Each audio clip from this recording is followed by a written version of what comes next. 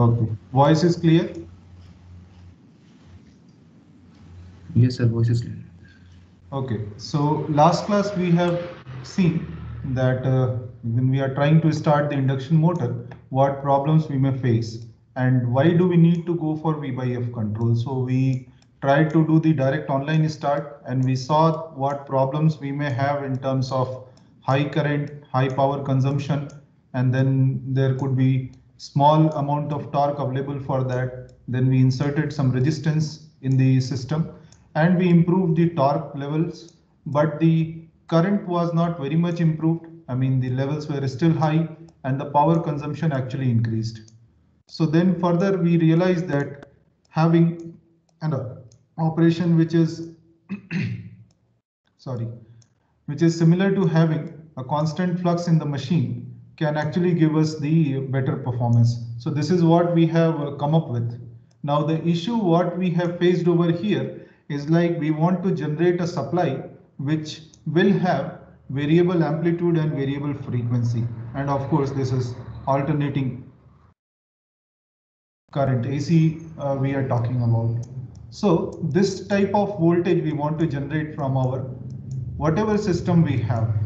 So let us see what could be the possible way of doing that and how can we improve the performance of that. We all know about inverters, that is true, but to understand how those are realized and how those things have come up in actual practice, that is more necessary. So little bit going towards the more fundamental level. So what we have seen, let us say if we have to realize DC to AC converter, so we need to look back to what we have done in our DC to DC converter. So this is the basis of what we are going to do now. So in DC to DC converter, what we have seen that if we have a switch arrangement similar to this, which is a single pole double throw switch.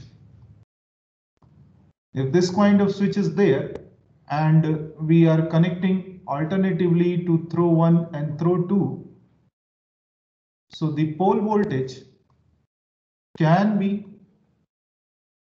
shown like this. It will be pulsating, so we have ways to manage that. That is true. So this is what we are able to get.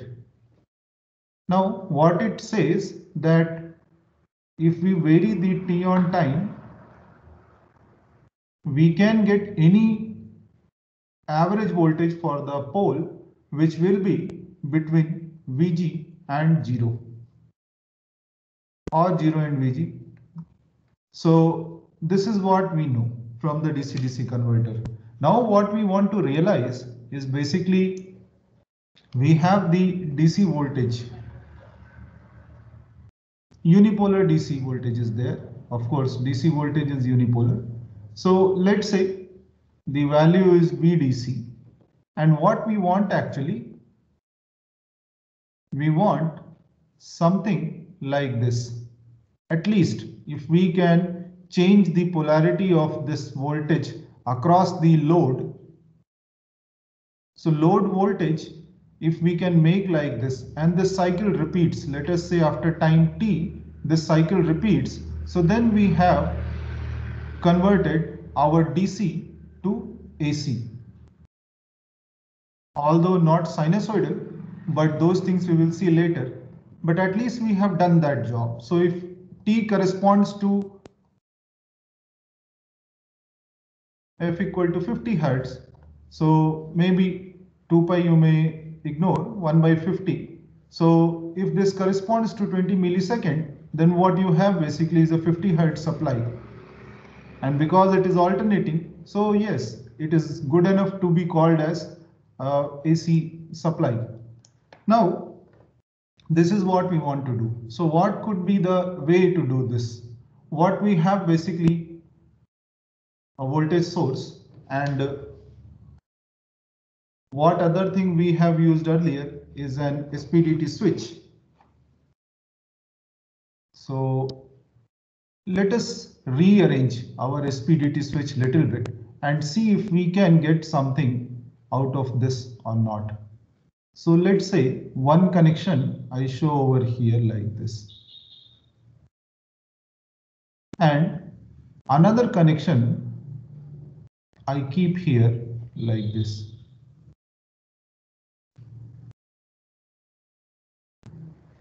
So now I have two SPDT switches and I connect my load in between that. So let's say this terminal I call A and this terminal I call B. So the top you can call as TA1 and the bottom you can call as TA2. Similarly here TB1 and TB2. So if we have SPDT switch arrangement like this, what we have shown over here, so there could be four possibilities for this switch connection. So two possibilities in each SPDT switch. So either our A could be connected to TA1 or it could be connected to TA2. Similarly, B can be connected to TB1 or TB2. So now, out of these four possibilities, what voltages we are expecting to get across VAB is,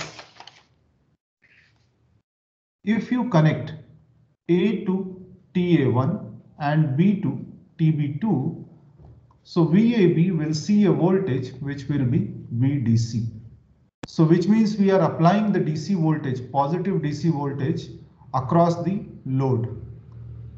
Now, if you change A to TA2 and B you keep at TB2. So which means what? The VAB voltage is shorted. So now this is also connected here and then this you have changed here. So this is also connected. So which means the load is kind of shorted. So there is no voltage across it.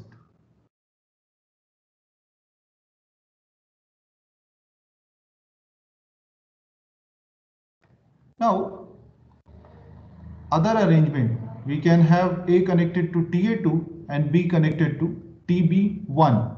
So in this case, what we will see, that load will see a negative DC voltage. So which is the other extreme possibility of voltage for the load. Now this means we are applying the negative DC voltage across the load. Now the last, if we connect TA1 and B also to TB1, so again we will be shorting the load through the positive DC bus, we can call this. So through the positive branch of the DC bus we will be shorting the load. So again here the load is shorted. Now if we choose, let us say, first and third possibility, and we decide, okay, for 10 millisecond we are going to connect in the first possibility and for another 10 millisecond we are going to connect in this third possibility. So what we will see, that load will be having a voltage which will be alternating in nature. So for the first half we will have voltage like this, and for the second half the voltage will go something like this, and this cycle repeats. So this is like 20 millisecond. So 50 Hertz AC voltage we have generated out of our DC voltage. Now this is our VAB, where this extreme is VDC, this is minus VDC. So this is the way we can say, like, yes, our DC to AC conversion is done, but for a single phase system. Now similarly we can think of, if we have a three-phase load and we have to generate a three-phase AC voltage from a DC source, what we can do, we can have the realization on per phase basis, which means, let us say, this is our input side, the DC side, and it has capacitor bank which is having the midpoint O. Now this O midpoint could be fictitious. It need not be the actual point. There could be one capacitor over here. Still, you may assume that there is a fictitious point which is having a voltage of 0 volt.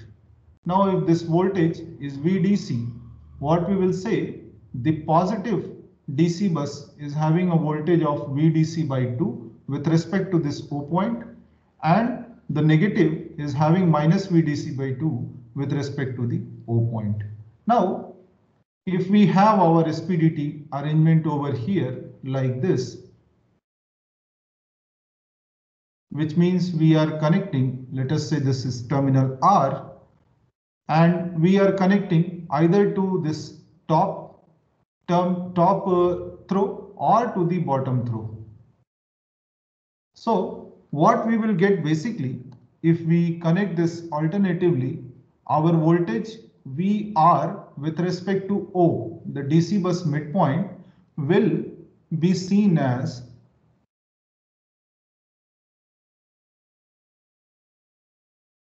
something like this, where this value will be VDC by 2 and this value will be minus VDC by 2. So this is how we can alternatively connect our R terminal or R pole to the top throw or the bottom throw of this particular leg, and using this SPDT switch we can have the AC voltage generated with respect to point O. Now similarly, we can have other phases also. So how the complete converter will look like in terms of generic switches.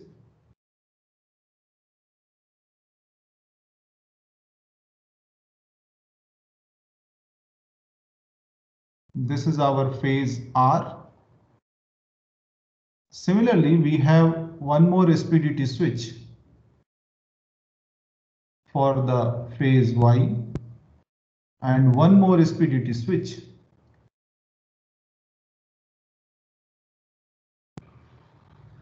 for phase B. So for 3-phase, we are having 3 SPDT switches. And we can generate the alternating voltage plus VDC by 2 or minus VDC by 2 in sequence at R, Y and B. So these are independent to be controlled.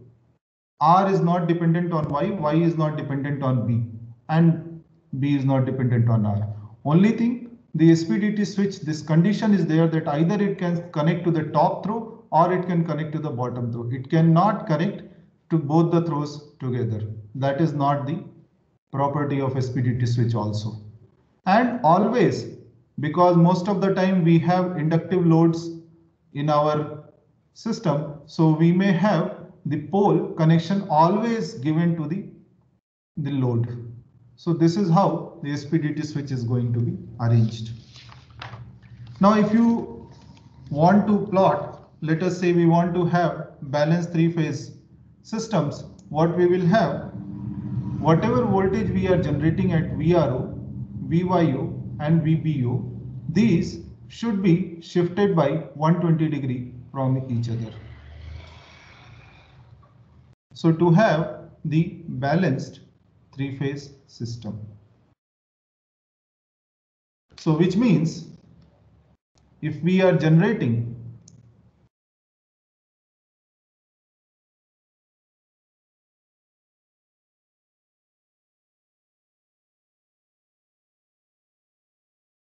VRO something like this, then our VYO will start somewhere from here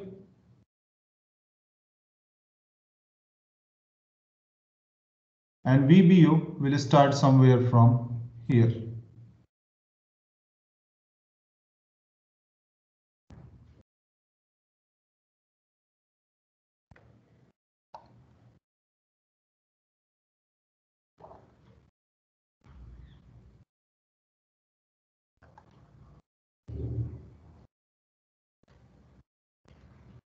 So on. So this is how we can have balanced 3-phase voltages in our system. Now all these things what we are doing, we are having two voltage levels over here. This is VDC by 2 and minus VDC by 2. Now let us say instead of SPDT switch and having two levels, we can do something more with our converter. Let us say we have a single pole triple throw switch.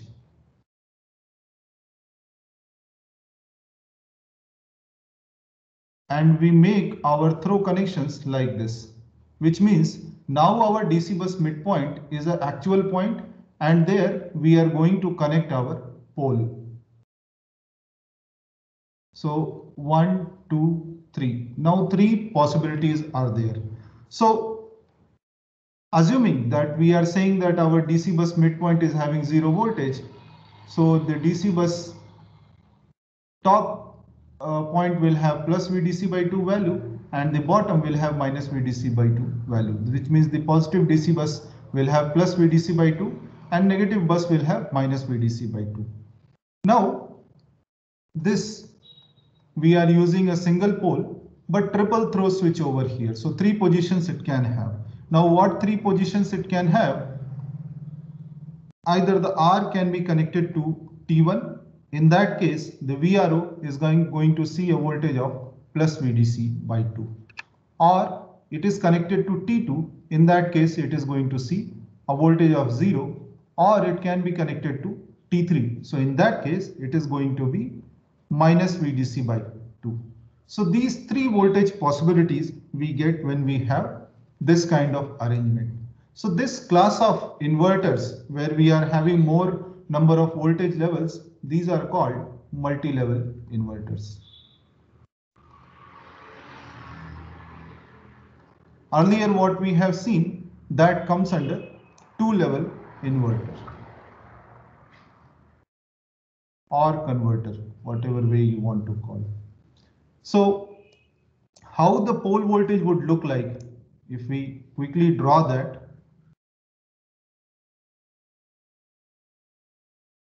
If we have the VRO plotted against the theta angle or T time, so it will be 0 for some time. Let's say we don't start from the T1 throw, we start from T2 throw and then we connect to T1, then again we connect back to T2, then we come back to T3 and then we again go back to T2 and then we continue the cycle.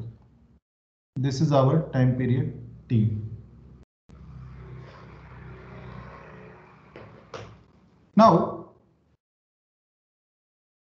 this is what the voltage we are getting in case of, this is particularly 3-level inverter. So anything above 2 level we call as multi-level inverter. So this is our level 0. Now, we may have more number of levels as well in our system. So for example, we'll just see a 5-level inverter, how it looks like. So of course, for the 2-level, we had the requirement of only one capacitor, but for assuming that point O, we were splitting in two. But in 3-level inverter, we were actually needing two capacitors in series because we want to access this midpoint. So now, if we want to have more number of levels, of course, we need to have more division in the DC bus voltage. So let us say 4 caps are connected in series. The total voltage I am keeping to VDC. And the midpoint O is having 0 voltage, which means each capacitor is having a voltage of VDC by 4 across it.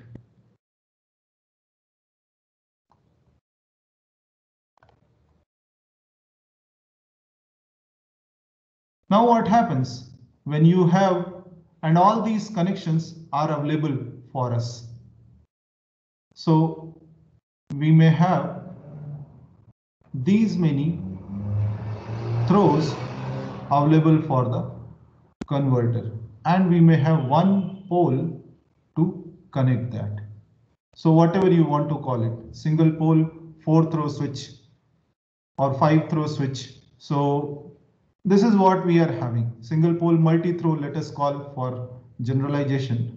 And what we will have, if let us say we connect one by one to our T1, T2, T3, T4, T5, we will have VRO going to plus VDC by 2, then plus VDC by 4, then 0, then minus VDC by 4, then minus VDC by 2. So these are the voltage levels what we can realize when we have different connections with the throws. And how a typical waveform may look like. So of course we will have more number of levels. So you may count how many levels are coming in the pole voltage. That is the name of the converter. So we may start from 0 and then we may go to VDC by 4, then we may go to VDC by 2, then again come back 0 and then go on the negative side.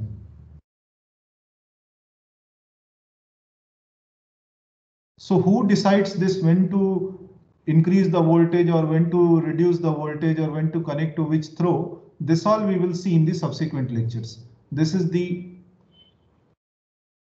theme what we are going to have for a few lectures. So now these voltage levels are there. VDC by 4, VDC by 2, minus VDC by 2, minus VDC by 4. So if we count 3, 4, 5. So that's why this is 5 level inverter or converter. So this is having 5 levels. So what is happening when we are increasing levels and when we are doing all these things? What is happening? What are the advantages, disadvantages? This we will see in the subsequent or coming lectures. So first let us just see how using the generic switches these converters are realized. Then slowly we will go towards how these are realized in actual practice using the actual devices. Now, so far we have seen all the converters which have capacitor bank at the input, which means this is a voltage stiff element. The capacitor is a voltage stiff element.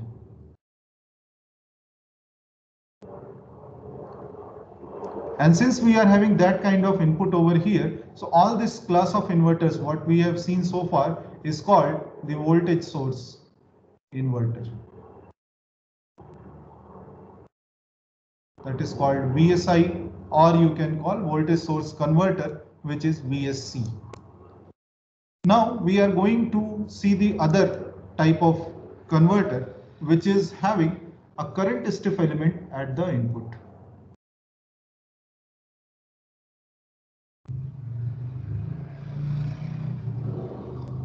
So what we may have, like earlier we were having capacitor, so which can also be shown as no series of battery connections.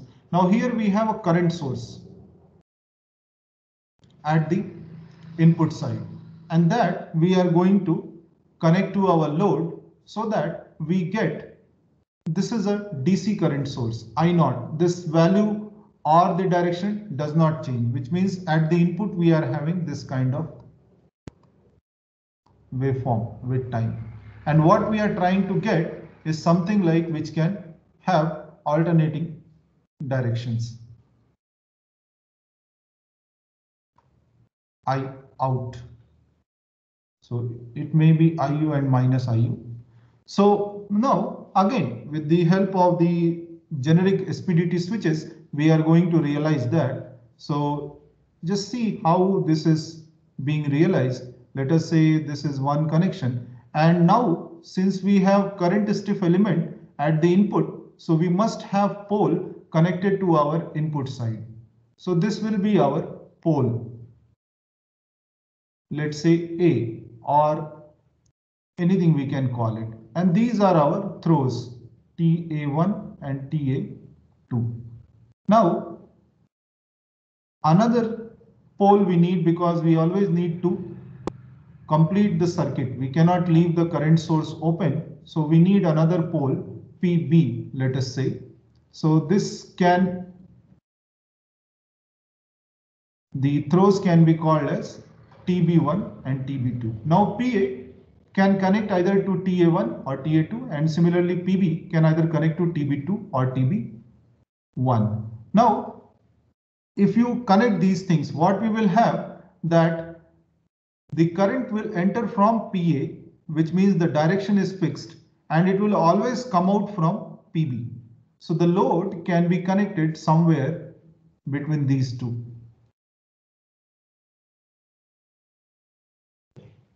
And of course, for current source converter, we have some capacitor connected across the load to absorb the switching current or the current harmonics. So what will happen now if P connects to TA1 and PB connects to TB2, we will have load current. So you may call it I load equal to I naught. The same current what is flowing from the source will cross the load in one direction. Let us say this is positive direction. So in one direction it will go through the load, go across the load. Now, if you connect PA to TA2 and PB to TB1, so in that case, the current will reverse its direction in the load. The source is still having the same direction, but the load will see a different direction of current. So the load current will be like minus I naught. So this is what we are doing using this again SPDT switch. Now two SPDT switches for the current source converter CSC or CSI current source inverter. We are having the alternating current in our load. Now this is for single phase. So we may have similar thing for the three phase as well. But here, instead of increasing the number of single pole double throw switches, we will have more number of throws only. So the number of devices or number of switches will remain to 2, but the number of throws will increase. So for three phase, it will become single pole triple throw switch. Let us see how it looks like. So we have, because there are only two terminals in the source, so there could be only two switches, or there could be only two poles, let's say PA, PB. Now, similar to what we had in the previous arrangement, here we can have three output terminals, let's say R, Y, B. Now the PA can connect to either of this R top or Y top or B top, and similarly PB can connect to either RB or YB or BB. And of course, because it's a current source converter, so we have capacitors to absorb the current harmonics to smoothen the current. Now in this arrangement, again, if you connect PA with the different throws in sequence and PB with the different throws in sequence, we will have I naught current flowing through our load. So our load could be like three terminals, let us say R, Y and B, and of course this is star connected. So if you are connecting to R top and you are connecting to Y bottom, then you will have current entering in the R phase and it will be leaving out the Y phase. So this IRY will see a current.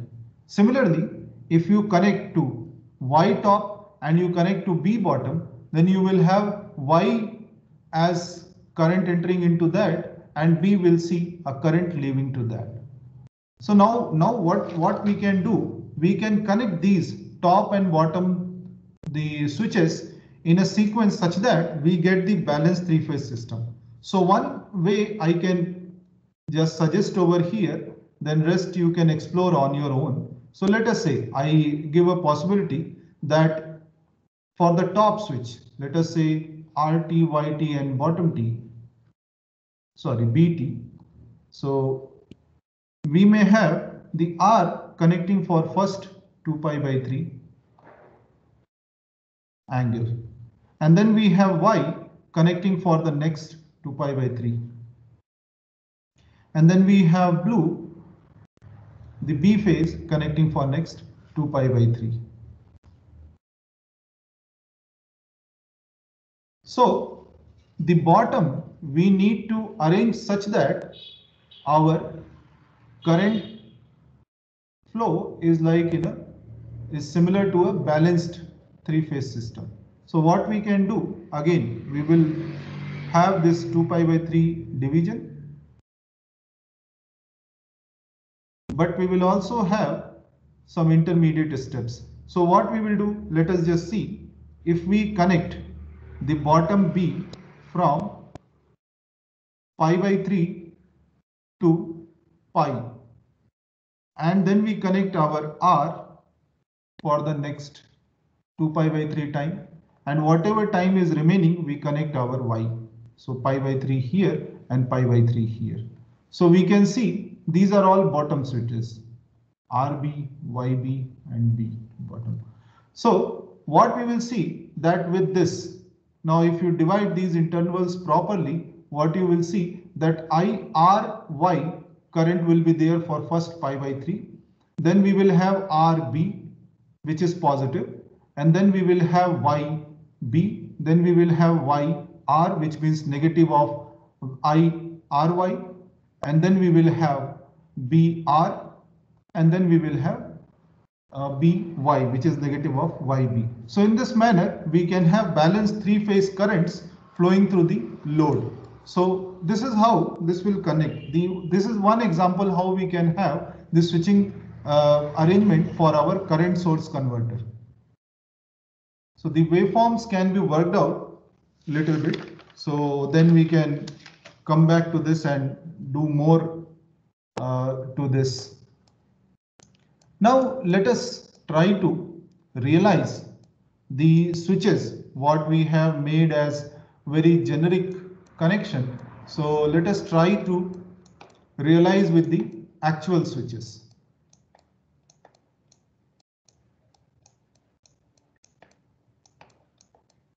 So what we are going to have, first we will realize for a 2-level VSI.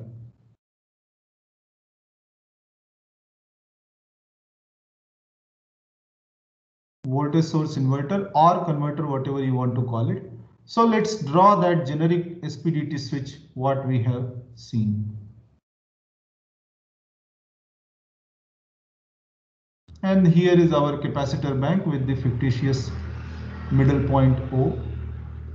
So two possibilities are there for the pole. Either it can connect to 1 or it can connect to 2. Let us say when it is connected to 1. So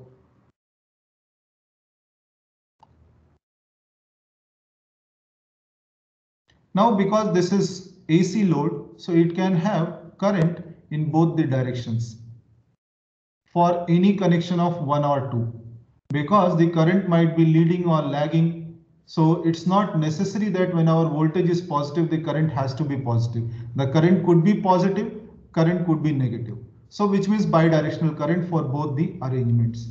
Now when we are connecting to this, which means our VRO voltage is plus VDC by 2, this switch R to 2 is actually seeing a voltage which is VDC, and this is what is required to be blocked by switch R2, and R1 is seeing the bidirectional current. Now the other possibility, if we connect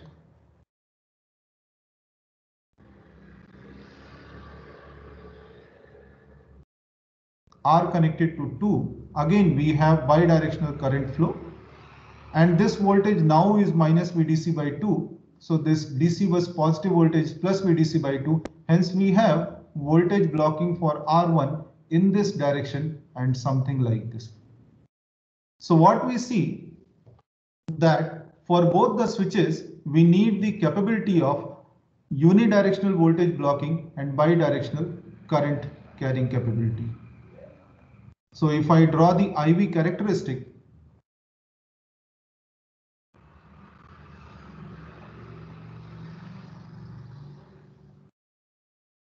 it will look like this. So current on both the directions, and voltage only on positive side.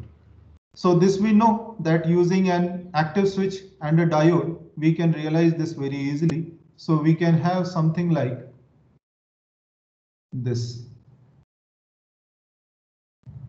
where we have the IGBT, which is an active switch, and we have the diode, which is connected in anti-parallel mode.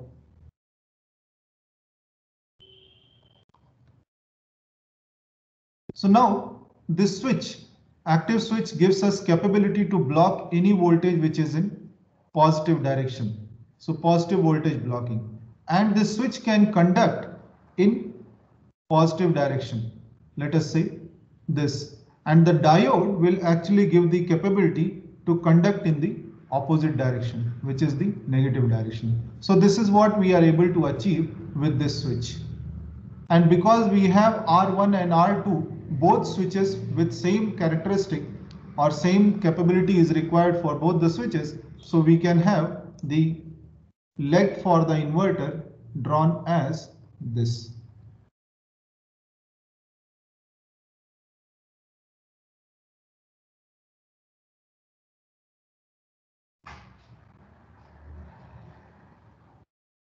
So this is our DC bus with the midpoint O, positive DC bus of VDC by 2 and negative DC bus of VDC minus VDC by 2.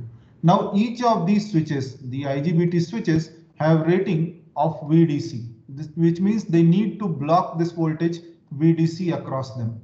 And the current rating for the IGBT and diode are same, which is the rated current.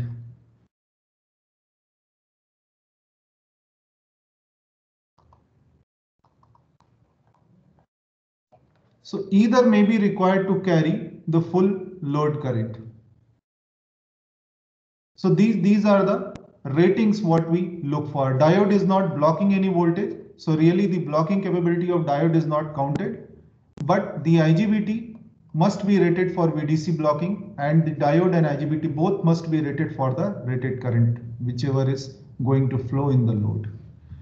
Now this is how we realize one leg, and then we know our single phase and three phase converters we can draw.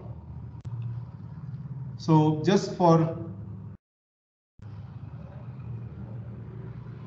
demonstration, I am drawing it over here.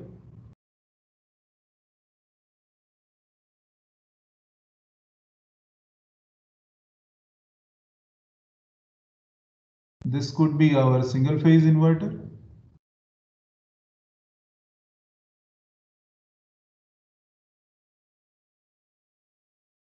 And then we can have three phase inverter.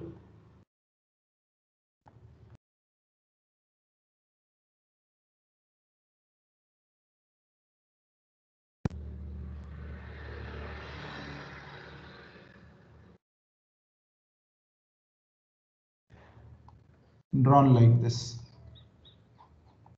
So these are our output terminals RY and B, and the DC bus capacitance with stiff value of VDC.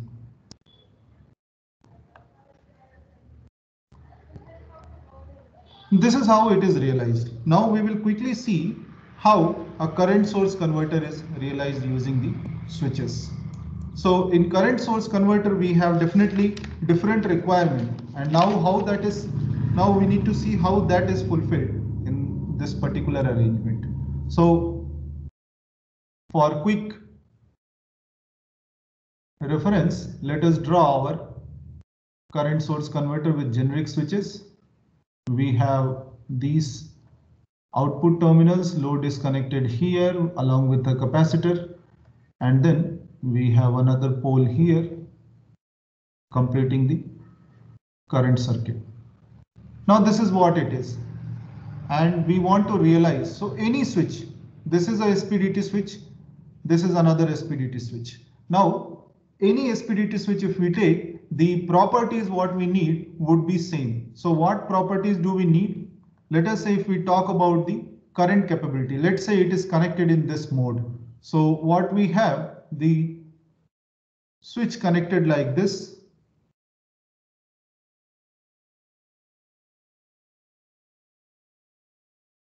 And we have a stiff current source, which means the direction of current is not going to change. So this is always going to see current in this direction. And this is always going to see current in this direction, irrespective of what voltage is generated across the load because of lagging or leading load arrangement. Now, in this configuration, what we will need, that current should have this direction of current carrying capability, and it should have the blocking capability in either direction.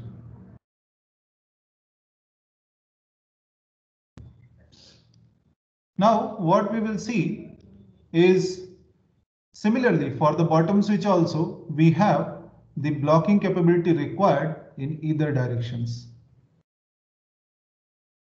whereas the current is unidirectional. Even if you change the connections, the properties remain same. So the IV characteristic for this particular switch will look like voltage on both the sides, which means the bidirectional voltage blocking capability and unidirectional current carrying capability. Again, this we can realize using our active switch and diode. So we had connected the active switch and diode in parallel, anti-parallel kind of connection for the this voltage source inverter. So if we take that as reference, the dual could be the anti-series connection. So we have the active switch and the diode connected like this. So definitely the diode has blocking capability of this direction and the switch has blocking capability of this direction. So we have bidirectional voltage blocking, and then we have unidirectional current carrying capability. So this is what we are getting for our SPDT. Now one switch, and we have more like that. So what we can do for single phase converter, we can have arrangement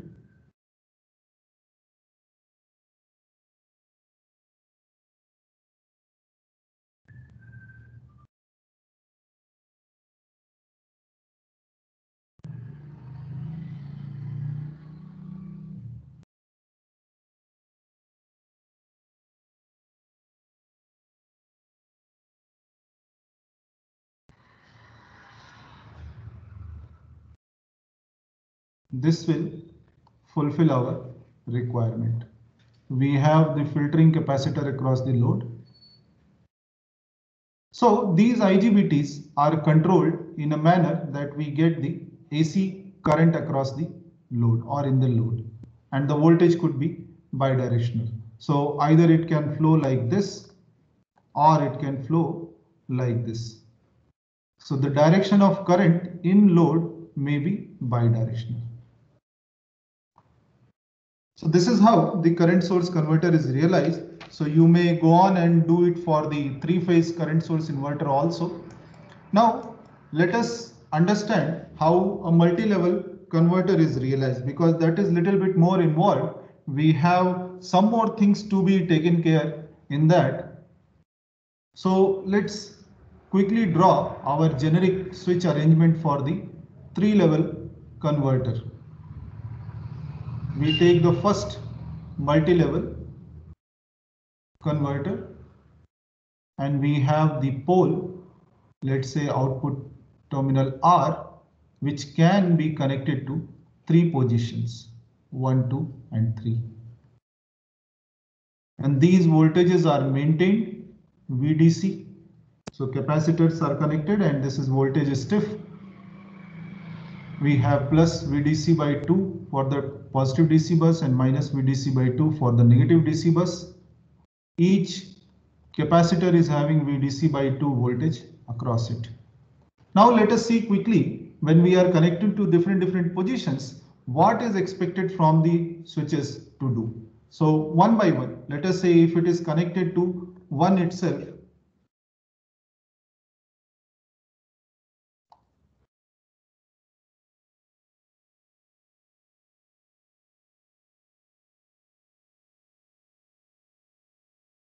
So what we know that current can be bidirectional. And when it is connected to 1, the output here is VDC by 2 plus. So which means this switch R2 is blocking a voltage in this direction because this is 0 and this is positive. So it's a reverse voltage blocking kind of thing. And then the 3 is blocking a voltage in this voltage value blocking for R2 is VDC by 2. Whereas for 3, although the direction is looking like same, but the value is VDC because this is at minus VDC by 2 and this is at plus VDC by 2. Now, the second arrangement, if we see,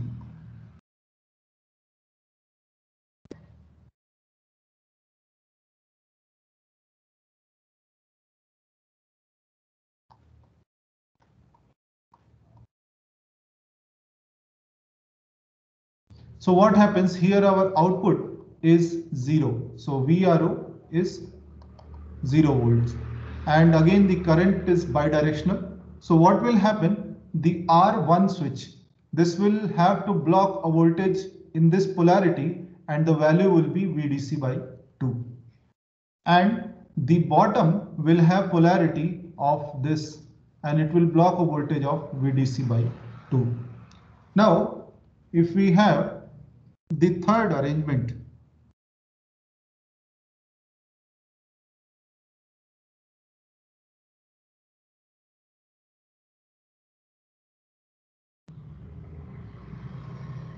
so our R phase is connected to throw 3, that is the third possibility. Again, the current is bidirectional for that. And if you see the blocking capability, so here the VRO is minus VDC by 2.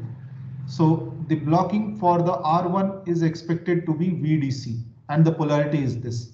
And for 2, now the blocking polarity is reversing. So it was minus plus, now it is plus minus because this is at 0 and the 3 is at a negative voltage, but the value is VDC by 2. So this is the difference what we see from two-level inverter and we go for multi-level inverter. These switches are changing their property. Now if we see the IV characteristic quickly, the first and third, that means R1 and R3 have the similar characteristic, which means they have unidirectional voltage blocking. Either it is this or it is this for the R1, which means only value is changing, but our polarity is same and bidirectional current carrying capability. So IV can look like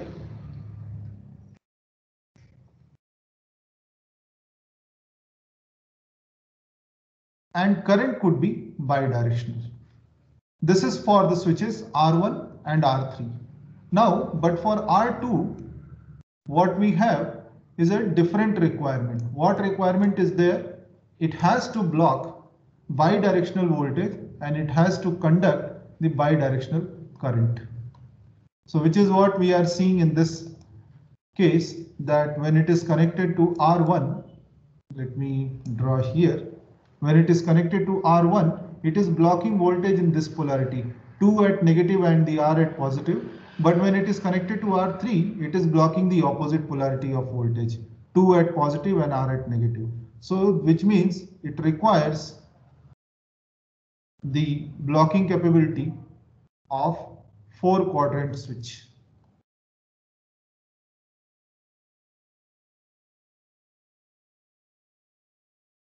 So from our previous experience, what we can draw that for R1 and R3, we can have the anti-parallel arrangement.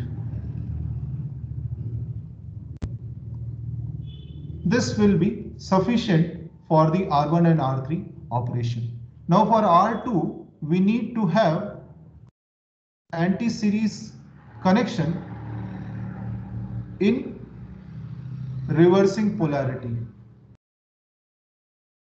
which means two anti-series composites connected in anti-parallel direction. So I hope you are able to see this. The IGBTs and the diodes are reversed so that it has bidirectional blocking and bidirectional current conduction.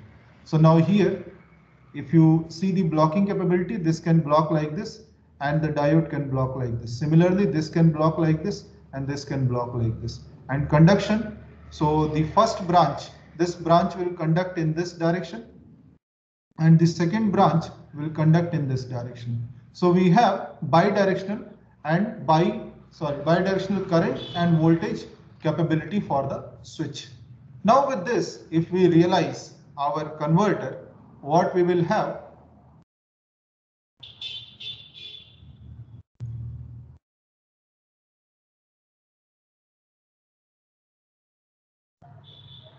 so only one leg I am drawing, and here let us draw this.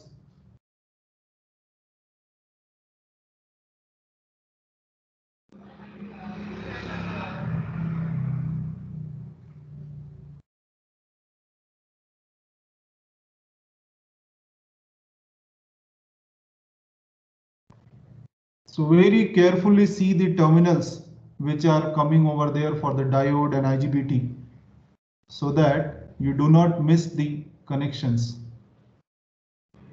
So this can really give us the operation what we seek from a 3-level converter.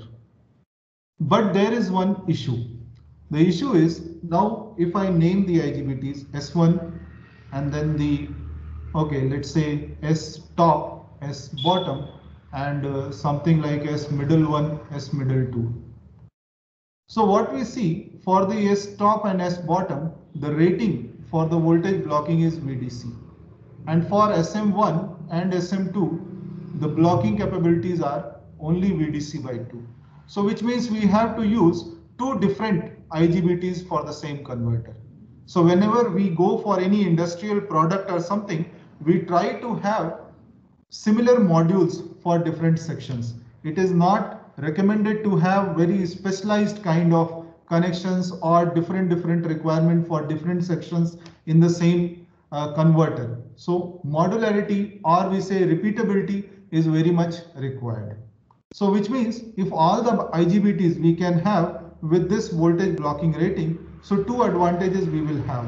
First of all, the device voltage rating is coming down, which means we have lesser losses and other things across the device, and also the cost of the device is coming down because it has lower blocking capability.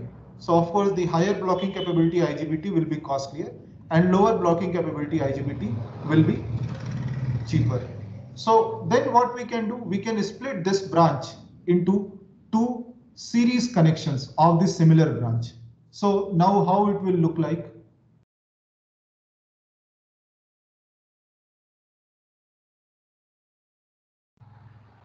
Now we have two anti-parallel connections for the top and two anti-parallel connections for the bottom.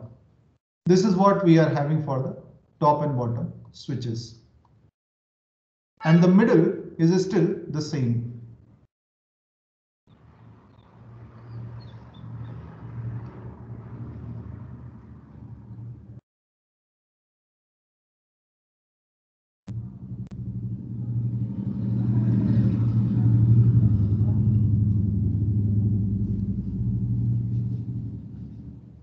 So always the diode direction is along the device. Let's say the emitter and the, you can say, cathode is like on the same side. So which is how you can remember this, how these connections are made.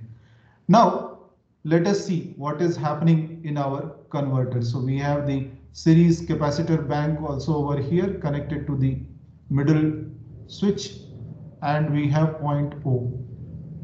So for discrimination, let's say the switches are named S1, S2, S3, S4, and middle are S5 and S6.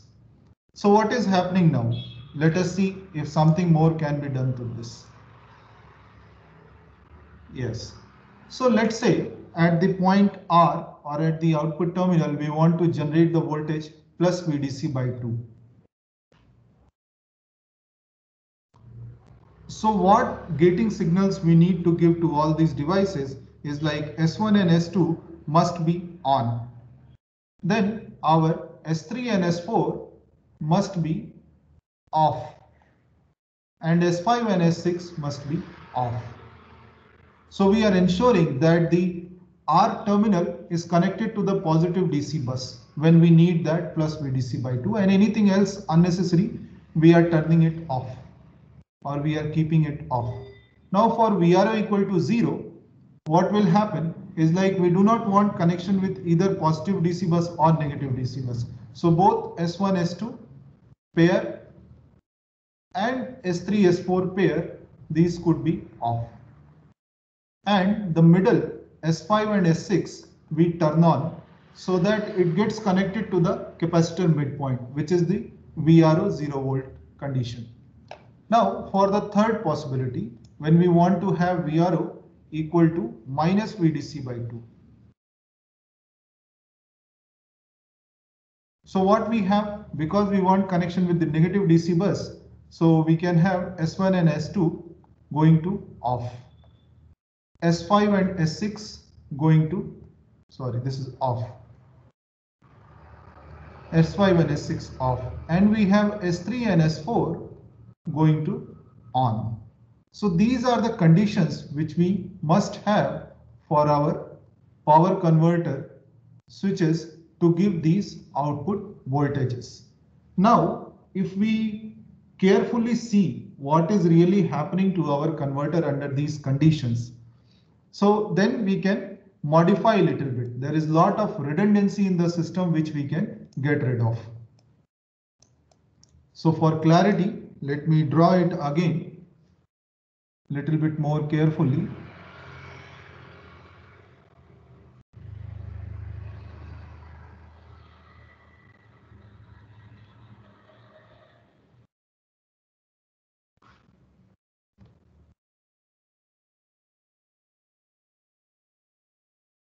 So this is what we have as the leg of the inverter, output terminal R. And then we have our middle branch.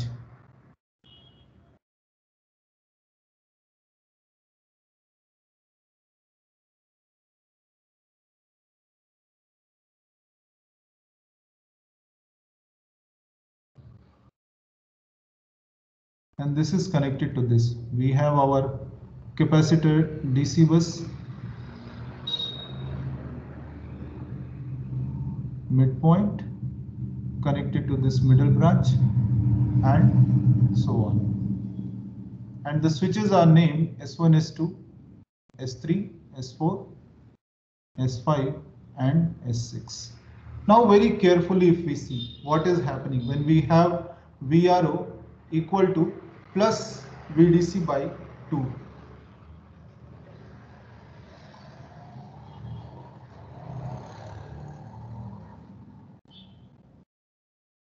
Which means what is happening that these devices S3 and S4 are off and they are blocking plus VDC voltage, which is true. These two devices are on and they are conducting. Now what happens to the middle branch? Now this voltage R is at the higher potential and this is at the lower potential, which this IGBT cannot block. Which means what? Whether we keep this IGBT on, which means S5 on or off, it does not matter.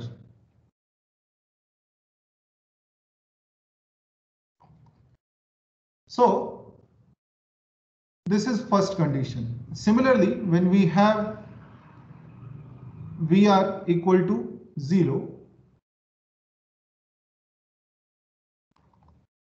volts, that time this voltage is blocked as VDC by 2 because the output is 0.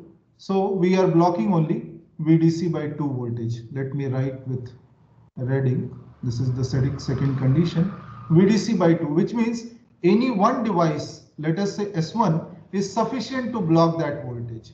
So whether you turn on this S2 or not, it does not matter. So S2 operation is redundant. So whether we turn on S2 or turn off S2, it doesn't matter. The whole voltage is blocked by the S1. Now, when we have this third condition, VRO is equal to minus VDC by 2, that time what is happening? This is not blocking any voltage. Here it is complete VDC, which means both the devices must be turned off. Otherwise, the ratings will cross that.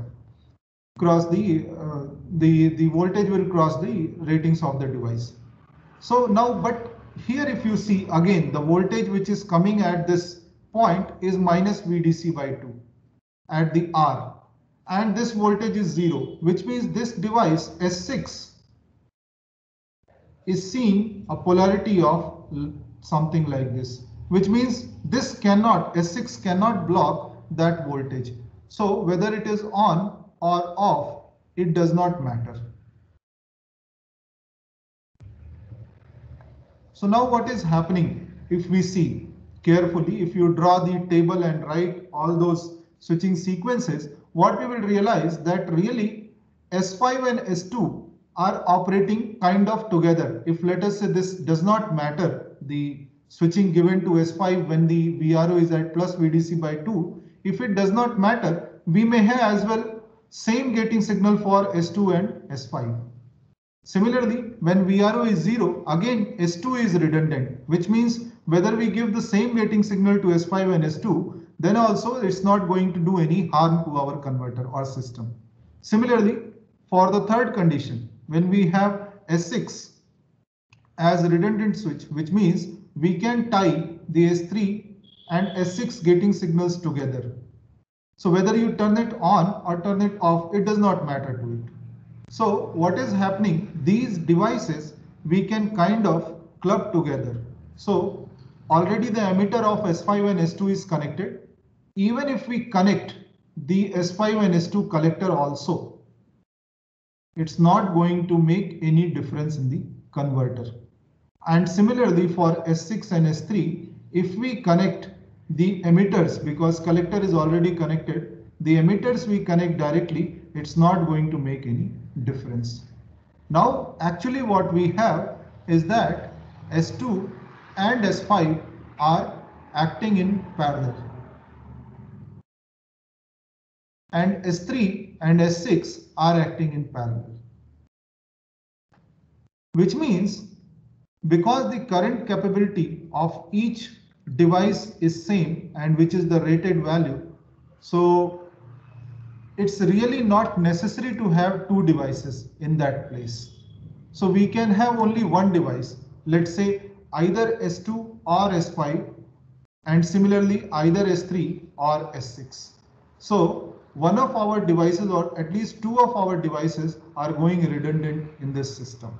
So if we remove all the redundancies from this converter and finally draw our converter how it looks like, so you will see the famous topology which you are aware about.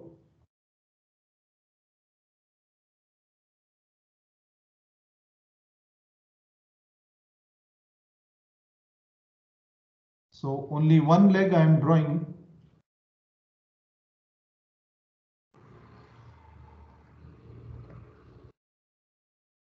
The output terminal, we have the DC bus midpoint given by this actual connection, and then we have the diodes, because we have only removed the IGBTs which were redundant, but the diodes are still there and connected like this, and of course the point of that middle switch which was connected to the DC bus midpoint.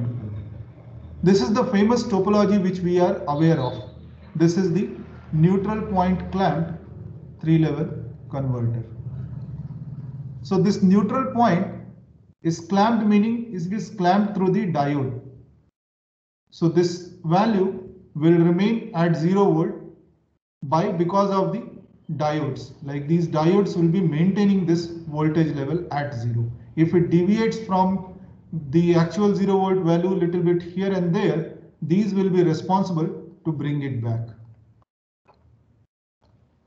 So this is what is our 3-level inverter, and which we know very popularly. So this is how it is realized. And now what we see, that each and every device what is connected over here, whether IGBT or diode, these are all having same voltage rating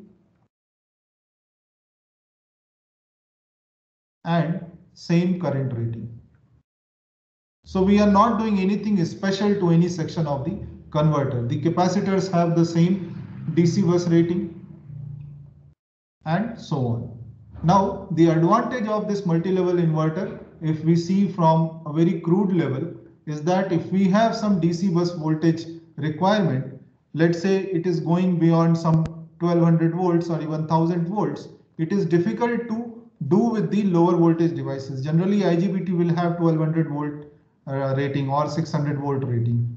So this realization of 1000 volts we can do even with 600 volt IGBT, assuming that other non-idealities are not so much significant. So otherwise what we will have to do, we will have to connect higher voltage IGBT to the system if we want to have 2 levels. So in this case, we can have 600 volt IGBT and then we can operate our DC bus at 1000 volt. So this is all I wanted to have in this class. And next class, now we will move little bit towards what happens when we have these voltages generated by these converters. No, when these are applied to a load, how does it make the difference to have multi-level or this 2-level? What difference does it make really? So I know it's already beyond our given time. So, but still, if you have any questions, quickly you may ask.